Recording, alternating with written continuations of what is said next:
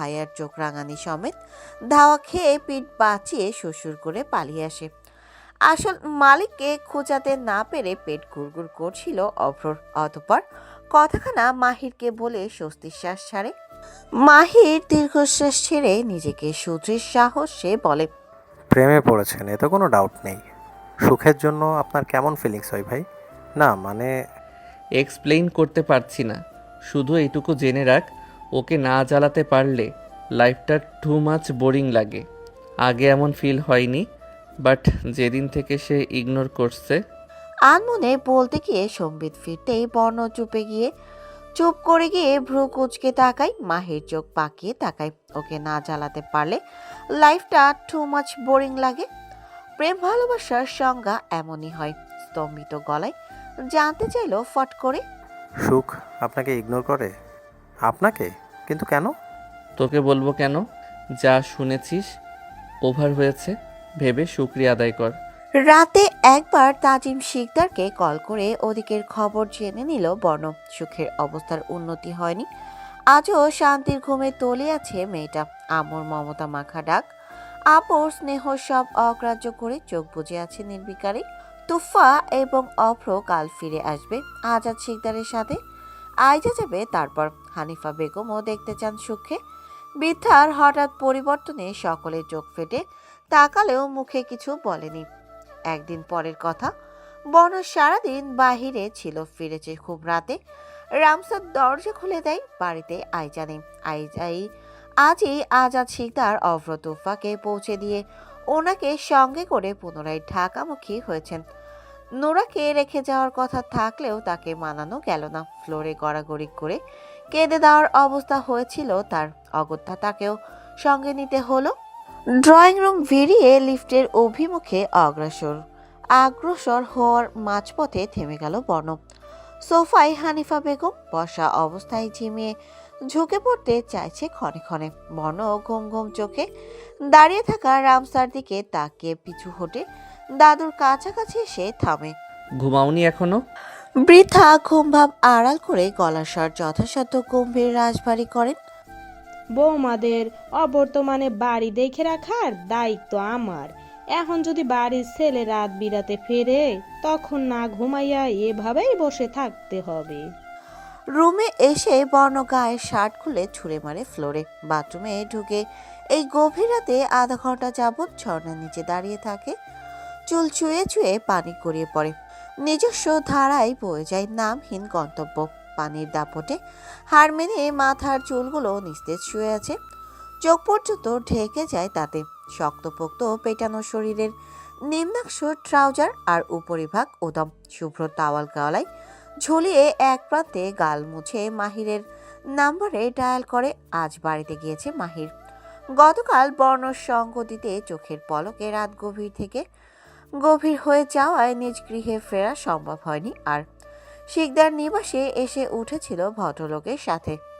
আরামের ঘুমের ইজ্জত লুটতে ফোনের সাইরেন বেজে উঠল সশব্দে। মাহির ধরফরিয়ে সোহাতে খেয়ে উঠে পুনরায় ঘুমের কোলে ঢলে পড়ে। ফের বেজে উঠল ফোনখানা। এবারে ঘুমের ঘোরে রিসিভ জড়ানো গলায় বলল, কে বে? বর্ণ দাঁতের দাঁত খিঁচল।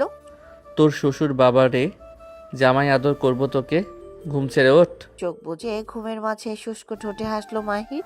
শ্বশুর বাবা? তার মানে আপনি জানেন আমার বউ কোথায়? কত নিষ্ঠুর আপনি! মাহির কি বাচ্চে, লাত্তি খাস না বহুদিন, আজ শখ জেগেছে? ধমক মিশ্রিত হুঙ্কারে টেনে টুনে চোখ খুলে স্ক্রিনে বলিয়ে বুক ভরে শ্বাস টেনে উঠে বসে মাহির। বস আপনি? সিসিটিভির যে ছবিটা কালেক্ট করতে বলেছিলাম করেছিস? জি বস। আমায় পাঠাসনি কেন? পুনরায় গর্জে উঠল বর্ণ। মুখ কুচকে কান থেকে ফোন দূরে সরিয়ে আবার কানে ধরে মাহির মৃদু গলায় বলে, মনে ছিল না বস। কক্ষ তখন আধারকে আষ্টে পৃষ্ঠে আলিঙ্গনে লিপ্ত। বর্ণ প্রবেশ করে প্রথমে আলো জ্বালিয়ে দেয়। এটা সুখের রূপ। এখানে শেষবার কখন পদচ্ছাপ পড়েছিল ইয়াত্তা নেই। কোনো এক অচেনা টান যেন এই অবধি খিচিয়ে এনেছে তাকে। বর্ণর অঙ্গ প্রত্যঙ্গরা সব জানে সেই সুখকে অনুভব করতে। মনের অজান্তেই আপনা আপনি এখানে ছুটে এসেছে ধীরালয়। আশ্চর্যজনক ব্যাপার হলো সে নিজেকে দমিয়ে রাখার কোনো প্রচেষ্টাই করেনি, বরং তার মনে হচ্ছিল এই রুমে এই মুহূর্তে না এলে হৃদয় থেকে খুব দামি কিছু একটা ক্ষয়ে যাবে। বেডে তাওয়াল পড়ে আছে, সেটা সেদিন কলেজ যাওয়ার আগে শাওয়ার নিয়ে তাড়াহুড়োয় ব্যালকনিতে মেলে দিতে ভুলে গিয়েছিল সুখ।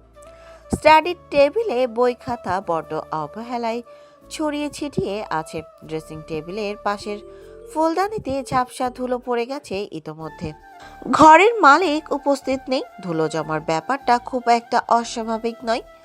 ঠোঁটে ঠোঁট চেপে কক্ষ জুড়ে নজর ঘুরিয়ে নিল বর্ণ। মনে হলো সেদিন কালো শাড়িতে স্বপ্নে আসা ফুল লাজুক হেসে তার দিকে চেয়ে আছে, চোখের ইশারায় জানতে চাইছে। খুব বেশি কি মনে পড়ছে আমায়? এত নারাজ কেন? আপনার তো খুশি হওয়ার কথা। ধীরে ধীরে চলেই যাচ্ছি আপনার চেয়ে দূর থেকে বহু দূরে। আর কেউ আপনার সামনে হাত জোর করে বলবে না আমি একটু ভালোবাসুন না বর্ণ ভাই? অথচ রুমের আশেপাশেও সুখের কোনো অস্তিত্বই নেই। চুলে হাত চালিয়ে স্টাডি টেবিলে গিয়ে চেয়ার টেনে বসে বর্ণ। ঘড়ির কাঁটা আনুমানিক 4টে পার করে গেছে। গভীর রাত, শান্ত শহর। টেবিলে থাকা এক একটা বই এপিটোপিট দেখে পাশে ফেলে রাখে। হঠাৎ ভাঁজ করে রাখা বইয়ের মাঝারিতে চোখ আটকে যায়। খুব যত্নে সামলে রেখে বুঝতে পেরেছে বর্ণ। আগে পিছে না ভেবে সেটাতে হাত বসালো। ধূসর মেঘরঙা ডায়েরি, কভারে সাদা কালিতে আর্ট করে ইংরেজি অক্ষরে লেখা, don't touch it without flowers permission. বড় দৃষ্টি তীক্ষ্ণ হয়। সৃষ্টির শুরু থেকে নিষেধের প্রতি আদম জাতির অদ্ভুত এক আকর্ষণ। কেউ নিষেধ মানে, কেউ তা গ্রাহ্যই করে না। বর্ণবোধয় দ্বিতীয় দলের, ফুল কি সেটা জানে না। তার উপর তার দেওয়া ডাকনাম ব্যবহার করেছে। তার বর্ণ ফুলের পারমিশন নেওয়ার অপেক্ষা করবে এমন হয় নাকি? এটা ঠিক বিড়ালের সামনে শুকনো মাছ রেখে এটার দিকে চোখ তুলেও তাকাবে না নিষেধাজ্ঞার মতো হয়ে গেল না? অথচ বর্ণকে এটাকে বোঝাবে যে এই রুমটা সুখের। সে তার জিনিস যেখানে ইচ্ছে যেভাবে ইচ্ছে রাখতে পারে। যদিও শুরুতে তার মাঝে তেমন কোনো কৌতূহল চোখে পড়েনি, তবুও সে প্রথম পাতা উল্টালো সন্তর্পণে। নীল, লাল, কালো কালে খচিত জ্বলজ্বল করতে থাকা লেখাগুলো দেখেই দৃষ্টি আচমকা প্রখর হয়ে ওঠে। চাহনিতে বিস্ময়ের বদলে কিছু একটা ছিল যা অবর্ণনীয়। অজান্তেই ঠোঁট কামড়ে বাঁকা হাসলো বর্ণ। আফশিয়ান বর্ণ, love you, hate you, miss you. ছোট ছোট লেখায় পুরো পৃষ্ঠা জুড়ে স্তরে স্তরে সাজানো এই 4টেই কথা। বর্ণ হাসি চেপে গলায় গম্ভীর হয়। ডায়েরির প্রথম পাতা নয় এটা, আগে আরো 2টো পাতা ফেলে এসেছে। ডায়েরি বন্ধ করে পুনরায় প্রথম পাতা মেলল বর্ণ। দৃষ্টি থমকায় সেই পাতাতে। একটা স্কেচ পেন্সিলে আঁকা, দুই দিকে মুখ করে থাকা 2টো যুবক যুবতী। মেয়েটি তার মাথার লম্বা বিনুনির গোড়ায় হাত রেখে আছে। ব্যথাতুর মুখশ্রী, বিপরীত মুখে দাঁড়িয়ে ঠোঁটে ধূর্ত হাসি ফুটিয়ে বিনুনির আগা নিজের কাঁধ বরাবর রেখে টেনে ধরে সম্মুখে হাঁটছে যুবক। খুব পরিচিত এবং জীবন্ত 2টো সুশ্রী। তাদের একজন আশফিয়ান বর্ণ এবং অপরজন ফারিস্তা সুবহান নূর সুখ। অবচেতন মনেই তার উপর হাত বুলিয়ে দেয় বর্ণ। তার অভিব্যক্তি সঠিক বোঝা গেল না। এত নিখুঁতভাবে ফুল স্কেচ করতে পারে এই প্রশ্নই হয়তো মাথায় ঘুরছে, অথবা অন্য কেউ কোনো ভাবনা। আগের বর্ণ সুখকে এভাবেই জ্বালাতো। একজন ছিল উত্তপ্ত আগুনের নেই, অন্যজন ততটাই হিমশীতল। কিন্তু বহুকাল হলো সেই আগুন মানে সম্পর্ক ধামাচাপা পড়ে গেছে অসংজ্ঞায়িত কোনো তাণ্ডবে। অথচ স্কেচ দেখে মনে হচ্ছে এটা কালি আঁকা।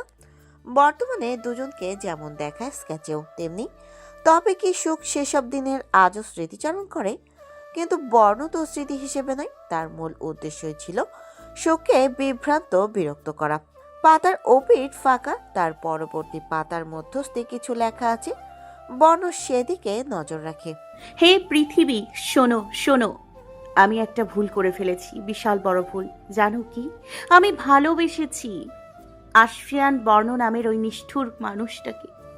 ভালোবেসেছি হৃদয়ের এক কঠিন সত্তা। এটা ভুল পথ। সে কেবল আমার বড় ভাই। তাকে অন্য নজরে দেখা পাপ বলে ধিক্কার জানালেও সেই যুক্তিকে অপর সত্তা হাজারো যুক্তি দেখিয়ে খণ্ডন করে দেয়। পারিনি তার নামে আমার হৃদয় যন্ত্রের অবাধ্য স্পন্দন, বেহায়া মনকে শত চেষ্টায়ও আটকাতে। অবশেষে আমি তাকে ভালোবাসি। বর্ণ অন্যমনস্ক হয়, না চাইতেও চোখের তারায় ভাসলো যেন 5 লাইনের এই সূচনায় লেখা কথাগুলো। সুখ কোনো এক উঁচু পাহাড় চূড়ায় দাঁড়িয়ে মুখের দুপাশে হাত রেখে চিৎকার করে পৃথিবীকে অবগত করে দিচ্ছে তার ভালোবাসার কথা। ঠোঁটে ঠোঁট গুজে ঘুরিয়ে ফিরিয়ে ডায়েরিটা দেখতে লাগে সে। মেয়েটা ডায়েরিটা তর্জনী দুকরের মতো উঁচু হবে। পরবর্তীতে প্রতিটি পৃষ্ঠায় ঘন কালো লেখা। শেষ করতে কমপক্ষে 1 থেকে 2 দিন সময় লাগবে।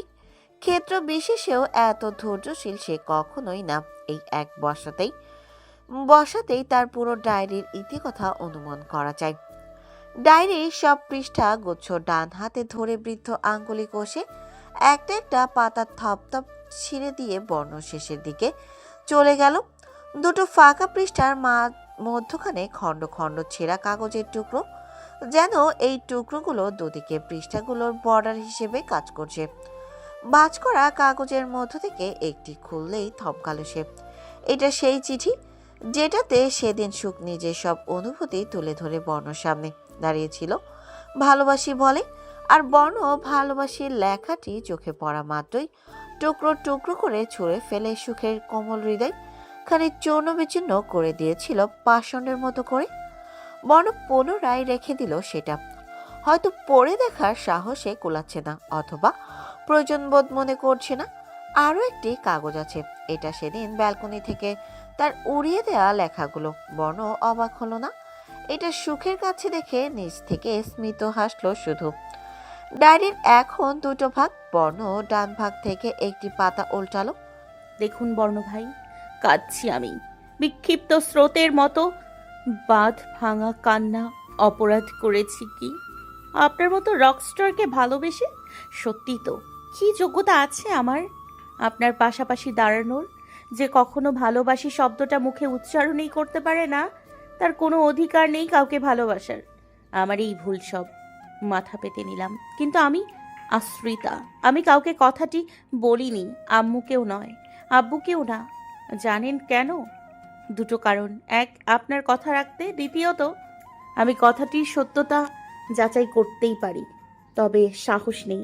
জানেন তো, আমি খানিক নয়, অত্যাধিক ভীতু। ভয় হয় খুব, যদি সত্যি সত্যি আশ্রিতা প্রমাণিত হই। শুনতে হয় যাদের আব্বু আম্মু বলে জানি, তারা আসলে আমার কেউ নয়। সহ্য করতে পারবো না এমন জঘন্য বাজে সত্যিটা। ওই মুহূর্তে আমার মরণ হোক, কিন্তু আপনাকে ছেড়ে দিব না। একদিন না একদিন আপনাকে এর জবাবদিহি করতেই হবে। আপনি বাধ্য হবেন সেদিন। এই পর্যায়ে বর্ণ গলা খাকারি দেয়। গম্ভীর মুখে ঠোঁট ভিজিয়ে এদিক ওদিক দৃষ্টি নিক্ষেপণ করে চাপা দীর্ঘশ্বাস ছাড়ে। সে কি সেদিন জবাবদিহি করতে বাধ্য হবে? রিয়েলি? সুখ চ্যালেঞ্জ দিল তো তাকে। বর্ণ পরবর্তী পৃষ্ঠা উল্টাই। খুব সগর্বে বলে এসছি, আমার ভালোবাসার জোর এতটাই যে আপনি এক সময় আমার শূন্যতা অনুভব করবেন। আমি বিহীন নিজেকে শূন্য, অচল, আপনার ভাষ্যমতে বোরিং মনে হবে যেদিন, সেদিন আমার হাত চাইবেন। অথচ এই বদ্ধ রুমে এসে মনে হচ্ছে খুব বাজেভাবেই হেরে যাব আমার সেসব কথার কাছে। আমি জোর পাচ্ছি না ভেতর থেকে। পাবো কি করে? ওটা যে এখন চূর্ণ বিচূর্ণ, নিষ্ক্রিয় প্রায়।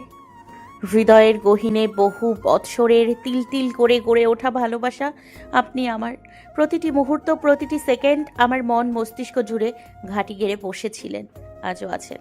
আমি ভীষণ করে চাইছি, তবুও পারছি না আপনাকে ঘৃণা করতে। আবারও একবার নিজের কাছে হেরে যাচ্ছি, হয়তো যাব প্রতিনিয়ত। সেদিন আপনার প্রতি দুর্বল হতে মনকে শক্ত খোলসে আবদ্ধ রাখতে না পেরে অপরাধ করেছি। আজ আপনাকে ঘৃণা না করতে পেরে দ্বিতীয় অপরাধ। অপরাধের ওপর এত অপরাধ কিভাবে করতে পারি আমি? এর শাস্তি কি হতে পারে? 2 চোখের অশ্রু, নির্ঘুম রাত। আপনার ত্রিসীমানায় ঘেঁষতেও নিষেধ করেছেন। এক বাড়িতে অবস্থান আমাদের, তাই শপথ নিতে পারবো না যে আমি আপনার মুখোমুখি হব না এ জীবনে। কিন্তু এতটুকু কথা দিলাম, স্বেচ্ছায় আপনার ত্রিসীমানায় ঘেঁষব না আর। খুব বেশি প্রয়োজনে হয়তো কথার খেলাপ করে দূর থেকে এক ঝলক দেখে নিব আপনাকে ফাঁকি দিয়ে। একটু বেহায়া তো, আপনি না বাসলেও আমি যে বাসি। এভাবে আরো কয়েকটা পাতা নজর বুলিয়ে নিল। সেখানের প্রতিটি শব্দচয়নে তার নামে অভিমান, অভিযোগ, অনুযোগের ঢালি। পরের পাতা উল্টায় না বর্ণ, আপনা আপনি থেমে যায় হাত। নিশ্চয়ই তার নামে শত শত অভিযোগ পরবর্তী পৃষ্ঠাগুলো বিনা দ্বিধায় জড়িয়ে নিয়েছে নিজের গায়ে। অনুভূতি শূন্য হাসল বর্ণ। কেউ তার নামে অভিযোগ করলে কেন যেন ভীষণ উপভোগ্য লাগে তার কাছে। হৃদয়ে অদ্ভুত এক প্রশান্তি অনুভব হয়। কিন্তু অভিমান, পূর্বে এই মান অভিমানের খেলা কেউ খেলেনি তার সাথে। অতঃপর সুখের কথাগুলো থেকে অভিমান আর অভিযোগের তফাৎ তৎক্ষণাৎ খুঁজে পেল না সে। অল্প বিস্তার অভিমান অভিযোগ জানাশোনা হয়ে গেল বর্ণর। সে জোরপূর্বক পৃষ্ঠা থেকে নজর সরিয়ে আনে অন্যত্র। প্রতিটি শব্দ পড়ার সময় মনে হচ্ছিল সেদিনের সুখের অশ্রুসিক্ত মুখশ্রী ভেসে উঠছে। কি যে বিধ্বস্ত রকমের করুণ ছিল সেই আঁখি পলক। জোর হাতে বোবাসরে কি যেন বলতে চাইছে তাকে, হয়তো একটি ভাঙা হৃদয়ের গল্প। সামনে থেকে আগালো না আর। সে বুঝে নিল ছেঁড়া চিঠির ডান পাশের পাতাগুলো সিংহভাগ কেবলই তার নামের অভিযোগই বহন করছে, বা ভাগে কি লেখা আছে জেনে নেওয়ার গুঞ্জন তুলে মন পুনরায় পাতা উল্টে বর্ণ শুরুতে চলে গেল। এবার গত কয়েক রাত ঘুমে প্রচুর অনিয়ম হয়েছে, চোখ জ্বালা করছে, তাই স্লিপিং পিল খেয়ে শুতে হবে। ফোঁস করে শ্বাস ছেড়ে চোখ মেলে দৃষ্টি নিবদ্ধ করে একটি পাতায়। আপনি আমার হন বা না হন সে তো ভাগ্যেই বলে দেবে, তবে ভীষণ সুখানুভূতি হয় যখন আপনাকে নিজের একান্তই ভাবি। অথচ কি করলেন? কত আনন্দ নিয়ে মাত্রই আপনার সদ্য বের হওয়া গান দেখতে বসলাম একাকী, আর আপনি একটা মেয়েকে জড়িয়ে ধরলেন। কিভাবে পারলেন এমনটা করতে? কানে কানে কি বলেছিল ওই চুড়েলটা? আপনার পাশে অন্য কাউকে কল্পনা করলেও যেখানে আমি হিংসায় স্ফুটিত হয়ে যাই, সেখানে না জানি কে না কে আপনার কাছে এলো, তারপর ছুঁয়ে কানে কানে কি বলে গেল। এমন স্টেপের অভিনয় না করলে কি আপনার আপনার নামটা কমে যেত? আমি ভীষণ ভীষণ অভিমান করেছি আজ, হয়তো আপনি কখনো জানতেই পারবেন না। পৃষ্ঠার কোণের তারিখটা দেখে বর্ণ চোখ বুঝে একটা কথা মনে করে ঠোঁট কামড়ে হাসে। কাছে এলো, তাকে ছুলো, একটুকু সুখ দেখেছে। এর পেছনে ঘটে যাওয়া দৃশ্যপট দেখলে নিশ্চয়ই সুখের এই লেখা এই অভিমান অন্য পথে যাত্রা নিত। প্রায় বছর দুয়েক আগের কথা। সেদিনে shooting spot Inani sea beach, Cox's Bazar. সমুদ্রের বালুচরে একটি স্টেপ এমন ছিল যে মেয়েটি ছুটে কাছে এসে আলতো করে তার কাঁধে দু হাত রাখবে, লাজুক হাসি হাসি মুখটা এগিয়ে কানে কানে কিছু একটা বলবে চরম আবেগে মিশিয়ে। দুর্ভাগ্যবশত শুটিং টাইমে মেয়েটি কানে মুখ বাড়িয়ে নিয়ে যাওয়ার মুহূর্তে বর্ণর গালে হালকা ছুঁয়ে গিয়েছিল তার গাল। এরপর বর্ণ কাল বিলম্ব করেনি, এক ধাক্কায় তাকে সরিয়ে ঠাটিয়ে চর বসিয়ে দেয়। রাগের তোড়ে আগে পিছে ভাবার সময় নেয়নি বর্ণ। বেখেয়ালে শক্ত ধাতুর ন্যায় হাতটা গালের পাশাপাশি কানও ছুঁয়ে গিয়েছিল। পরপরই পর্দা ফেটে রক্ত বেরিয়ে এসে লিয়ানা নামে সেই মেয়েটির। এটি তার প্রথম কাজ ছিল বর্ণর সাথে। এই নিয়ে কত কি ঘটে গেল সুখ যদিও জানতো। চোখের জ্বালা তীব্র হচ্ছে, পৃষ্ঠায় চোখ স্থির রাখা যাচ্ছে না। বর্ণ আপন মনে পৃষ্ঠা উল্টে পাল্টে একটা পেজে থামে। আরো একটা স্কেচ। এটাতে কেবল আশফিয়ান বর্ণর রাজত্ব। গিটার হাতে বিন বেগে পা টেনে বসে আছে, চোখ বন্ধ। তার পাশের পৃষ্ঠার লেখাগুলো পড়তে চোখের উপর ডায়েরি নিয়ে এলো সে। এবারে খানিকটা কৌতূহল দেখা দেয় তার মাঝে। প্রিয় সুন্দর পুরুষ, আব্বুর পর আমার চোখের দেখা শ্রেষ্ঠতম সুন্দর পুরুষ আপনি। জানি না এটা আমার চোখের ভুল নাকি মনের। আমি অগোচরে চেয়ে থাকি, তবু বারে বারে তৃষ্ণায় কাতর হই। দূর থেকে চুপি চুপি ক্ষণের পর ক্ষণ অপলক তাকে আপনাকে দেখে যায় নিরলস।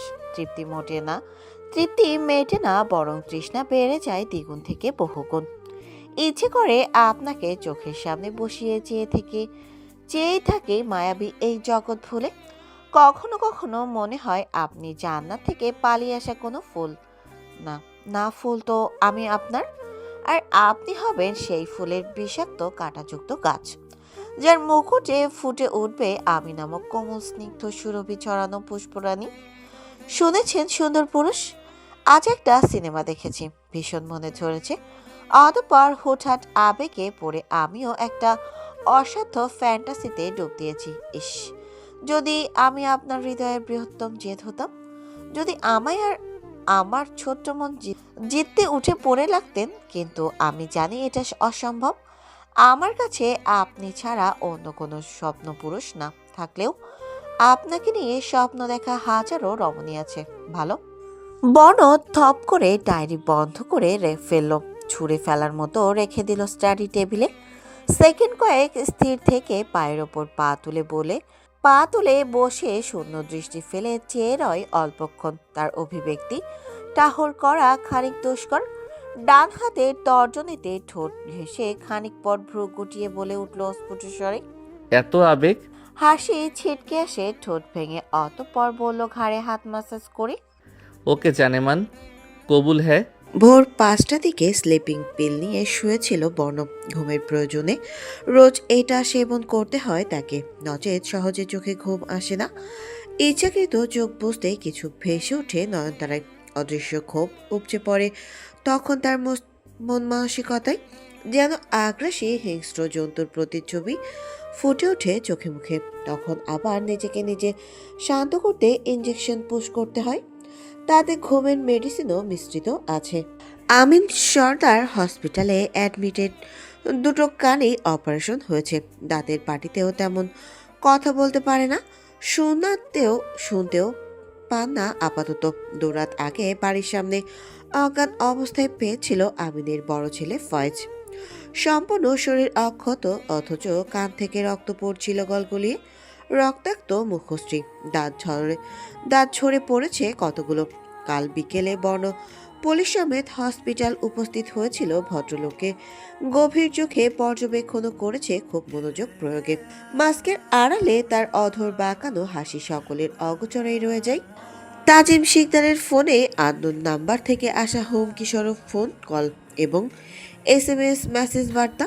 সুখের কিডন্যাপিংয়ের পেছনে 70% দায়ী করেছে পুলিশ, বাকিটা আমিন মুখ খালার পর জানা যাবে। বর্ণ চুপ ছিল পুরোটা সময়। মাহির ওই নাম্বারের ফুল ডিটেলস, কল রেকর্ড এবং বাকি সব বর্ণর আদেশে পুলিশের হাতে তুলে দিয়েছে, যা বর্তমানে আমিন সর্দারের বিপক্ষে কথা বলছে। তাজিম শিকদারের কানেও পৌঁছে গেছে কথাটি। তিনি ফিরবেন দিন দুয়েকের মধ্যে। তার কলিজায় যে হাত রাখার দুঃসাহস দেখিয়েছে, তাকে তো একেবারের জন্য হলেও সচক্ষে দেখা দরকার।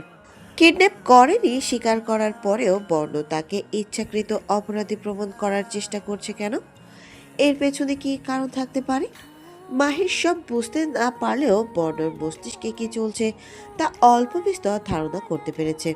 বর্ণর ঘুম ভাঙল সকাল 10টায়। মাহির ফোন করেছিল 10:30টায় শুট স্পটে যাওয়ার কথাটি মনে করিয়ে দিতে। গাড়ি নিয়ে এখন গেটেই দাঁড়িয়ে আছে সে। ইংলিশ বাংলার মিশ্রণে দুটো গালি ছুঁড়ে ফ্রেশ হয়ে বড় অল্পক্ষণ আয়নার সামনে দাঁড়িয়ে বডি স্প্রে করতে করতে নিজের প্রতিবিম্বের দিকে তাকিয়ে রইল সূক্ষ্ম চোখে। শূন্য হাওয়ায় মিশে মিষ্টি একটা মন মাতানো গ্রান আশেপাশে ঘুরে বেড়াচ্ছে। নতুন গানে কাজ করছে বর্ণ। এর শুটিং সেদিন স্থগিত রেখেছিল, আজ সেটা সম্পন্ন করবে। তোফার শঙ্কায় ভার্সিটি যেতে আগ্রহ দেখাচ্ছে না। সুখের সাথে কি ঘটে গেল এখনো তার কাছে অবিশ্বাস্য দুঃস্বপ্নের মতো লাগে। একটা নিষ্পাপ কোমল প্রাণ ক্ষণিকের ব্যবধানে কিছু জানোয়ারের কবলে পড়ে হসপিটালের বেডে স্তব্ধ হয়ে আছে। সে হাসে না বহুদিন, হাত নেড়ে ইশারায় কথাও বলে না। তোফা প্রতি মুহূর্তে দোয়া করছে এর পেছনে যারা যারা দায়ী, তারা প্রত্যেকে যেন কঠোর থেকে কঠোর শাস্তি আর যন্ত্রণা ভোগ করে। বাড়িতে মামিরা নেই, সুখ নেই, নোরা নেই। নিষ্প্রাণ ঠেকছে সবকিছু। চারপাশের দেয়ালগুলো যেন অদৃশ্য হাহাকারে মতো। ইউনিভার্সিটি গেলে হয়তো মনটা খানিক হালকা হতে পারে। সকালের ব্রেকফাস্ট নানুর রুমে পৌঁছে দিয়ে অভ্রকে নিয়ে বাড়ি থেকে বের হলো তোফা। একা বের হতেও এখন ভয় করতে শুরু করেছে। গাড়িতে হেলা দিয়ে মাহির গেটের বাহিরে দাঁড়িয়েছিল, চোখ ডুবিয়েছে ফোনে। গেট পেরোতেই তাকে নজরে পড়ে তোফার। রমণী ঢোক গেলে স্থির দাঁড়িয়ে থাকে, অভিমান জড়ানো দৃষ্টিতে ধীরস্থির চোখ নামিয়ে নেয়। অভ্র গাড়ি আনতে গেছে। ছেলেটা অল্প স্বল্প ড্রাইভ করতে পারে অপটু হাতে। তোফার যদিও ভয় কাজ করে, কিন্তু মানুষরূপী জন্তুর কুনজর থেকে অভ্রুর অপটু হাতের ভুলভাল ড্রাইভিংয়ে মৃত্যুর স্বাদ গ্রহণ করাও সই। সুখের জায়গায় নিজেকে কল্পনা করেই গা শিউরে ওঠে তোফার। সুখ তখন নিজেকে কতটা অসহায় বোধ করছিল কে জানে। তোফা হাঁসফাঁস করে মদিদয় এদিক ওদিক লুকানোর মাঝে হঠাৎ চেনা পরিচিত পুরুষালী ভরাট স্বর কানে এলো। ভার্সিটি যাওয়া হচ্ছে? আজকের ব্রেকিং নিউজ, শহরের বিশিষ্ট ব্যবসায়ী তাজিম শিকদারের একমাত্র মেয়ে ফারিস্তা সোভান সুখ কলেজ থেকে ফেরার পথে দুষ্কৃতকারীদের হাতে কিডন্যাপ হয়। পরবর্তীতে তাদের দ্বারা রেপ বিধ্বস্ত মৃতপ্রায় সুখ এখন হসপিটালের বেডে শায়িত। তদন্তে আরও একটি বিষয় সামনে এসেছে। সুখের অন্য একটি পরিচয় হলো সে সম্পর্কে আমাদের দেশের বিখ্যাত সঙ্গীত শিল্পী রকস্টার আশফিয়ান বর্ণর আদরের ছোট বোন হয়। আমরা তার পরিবারের জন্য গভীর শোকাহত। সৃষ্টিকর্তা তাদের এই সংকটময় মুহূর্ত কাটিয়ে ওঠার তৌফিক দিক। নিষ্প্রভ দৃষ্টি মেলে বর্ণ ল্যাপটপ স্ক্রিনে চেয়ে রয়। ওই তো নির্জন জায়গায় সেই আন্ডার কনস্ট্রাকশন বিল্ডিংয়ে সুখের সাথে হাতাহাতি হচ্ছে চারজন ব্যক্তির। চেহারা অস্পষ্ট, তারপর মাটিতে সুখের রক্তাক্ত দেহ। এই ছবি আর ঠিকানায় একটা অচেনা নাম্বার থেকে হোয়াটসঅ্যাপে কেউ পাঠিয়েছিল সেদিন। নাম্বারটা কারো নামে রেজিস্টার্ড নয়, ফলস্বরূপ ট্র্যাক করার উপায়ও নেই। ভিডিও পুনরায় অন করলো বর্ণ। কপালে সূর্যীয় ভাঁজ পড়ে, দৃষ্টি ক্ষুরদার, দুহাত মুঠোবদ্ধ, মুখশ্রী অত্যাধিক গম্ভীর। পরিপাটি হয়ে রুম ছাড়তেই যাচ্ছিল সে খানিক আগে, তখনই ইমেল আসে, তাতে এই ভিডিওটা। ভিডিওর শেষের দিকে স্ক্রিন আধার কালো হয়ে ঝিনঝিন করে ওঠে, ঠিক বিটিভির পর্দার মতো। আর কোনো দৃশ্য দেখা যাচ্ছে না। ওই আধার স্ক্রিন হতে একটি মেয়েলি চিরচিরে উপহাস মিশ্রিত স্বর ভেসে আসে হঠাৎ। দ্য গ্রেট আশফিয়ান বর্ণ, কেমন দিলাম ব্রেকিং নিউজ? জানি খুব একটা ভালো হয়নি। ফিলিং কেমন? রাগে ক্ষোভে সব কিছু ব্লাস্ট করে দিতে ইচ্ছে হচ্ছে এই মুহূর্তে? হয় আমাদের ভাবনার বাইরে গিয়ে অপ্রত্যাশিত কিছু ঘটলে এমনই অনুভূতি হয়। নিশ্চয়ই জেনে গেছো তোমাদের সুখ পাখি আসলে কে। কিছু হয়নি, বেচারি লোকগুলো শুধু একটু ভয় দেখাতে এসেছিল। আর অযথাই কিউট মেয়েটা ছাদ থেকে লাফ দিয়ে জীবন দিয়ে দেওয়ার সিদ্ধান্ত নিতেও দুবার ভাবলো না। মানতেই হবে, দেখতে নিশ্চুপ হলেও তোমার মতো দুঃসাহস নিয়ে ঘুরে। সেসব আলোচনা এখন না হয় থাক, এবার পয়েন্টে আসি। একটু নীরবতা, দুহাত প্রসারিত করে বর্ণ কানে হেডফোন চেপে কাউচে মাথা এলিয়ে চোখ খিঁচল। মেয়েটার কণ্ঠ পুনরায় বাজে। 7 দিন, তোমার হাতে 7 দিন সময় আছে। এর মধ্যে যদি পৃথিবীর হাজার কোটি মানুষের ভিড় আমাকে খুঁজে বার না করতে পারো, তবে এই ব্রেকিং নিউজটা পরদিন পুরো দেশবাসীর ঘরে ঘরে পৌঁছে যাবে। I swear. আর যদি ফরচুনেটলি খুঁজে পাও তো কথা দিলাম, ভিডিওটা একটা সহজ শর্তে তোমার হাতে তুলে দিব। নিজের এবং পরিবারের সম্মান এখন আমার হাতে নির্ভর করছে মিস্টার। জানো তো দেশের মানুষের মানসিকতা সম্পর্কে, একজন দুঃখ প্রকাশ করলে 10 জন হেয় করবে। পারিবারিক শিক্ষাতে খামতি ছিল বলে গুঞ্জন তুলবে, পোশাকের দিকে আঙ্গুল তুলবে, ইত্যাদি ইত্যাদি। রাগ সংযুক্ত করো। ওকে বাই, সময়টা মনে রেখো, মাত্র 7 দিন। শুরুতে ক্ষিপ্র সিংহের মতো ফুঁসে উঠলেও বর্ণ এখন নিষ্প্রভ, শান্ত দিঘির মতো স্থির, গম্ভীর মুখ অনুভূতি শূন্যের মতো। মানুষের অভিব্যক্তি বোঝা যেমন তেমন ব্যাপার নয়। বর্ণর মনোভাব খেয়াল করা যাচ্ছে না সঠিক। ল্যাপটপ ফোল্ড করে উঠে ব্যালকনির মুখোমুখি হয়ে পকেটে দুহাতে পুরে শর্ট অ্যান্ড বুকে দাঁড়ালো সে। স্বচ্ছ গ্লাস ভেদ করে দূরের গাছপালা চোখে পড়ে, সবুজ শ্যামল মনোরম পরিবেশ। মৃদু বাতাসে পাতারা নড়ে চড়ে উঠছে বোধহয়। বর্ণ আচমকা ঠোঁট বাঁকিয়ে হাসলো। ভয়ানক আকর্ষণীয় দেখতে, অদ্ভুত রহস্যময় চোখের চাহনি। গত হয়ে গেল আরও একটি দিন। সময় এখন বিকালে, সূর্যের রশ্মি ক্ষীণ নম্র। ফাইলে নজর বুলিয়ে হঠাৎ খানিক দূরে দৃষ্টি নিক্ষেপ করে মেহেরাব। সোফায় একটি ছোট্ট মেয়ে মানুষ ঘুমিয়ে আছে আরামে। মাথার দুকুলে দুরকম ঝুঁটি বাঁধা, বুকের খাঁচার দুহাতে জাপটে ধরে আছে একটি ধবধবে সাদা রকমের আদুরে খরগোশ। প্রাণীটিও নিশ্চিন্তে চোখ বুজে আছে আপন আশ্রয়স্থলে। মেহেরাব অজান্তেই হাসলো। ফাইল টেবিলে রেখে চেয়ার ছেড়ে উঠে দাঁড়ালো। মেয়েটির নিকট গিয়ে হাঁটু মুড়ে বসলো সোফার কিনার ঘেঁষে। কাত হয়ে গুটিসুটি মেরে শোয়ায় একটি ঝুঁটি এলোমেলো চুলে মুখ ঢেকে গেছে প্রায় ধীর হাতে। মেহেরাব চুলগুলো সরিয়ে দিল, তবুও রয়ে যায় গুটি কয়েক।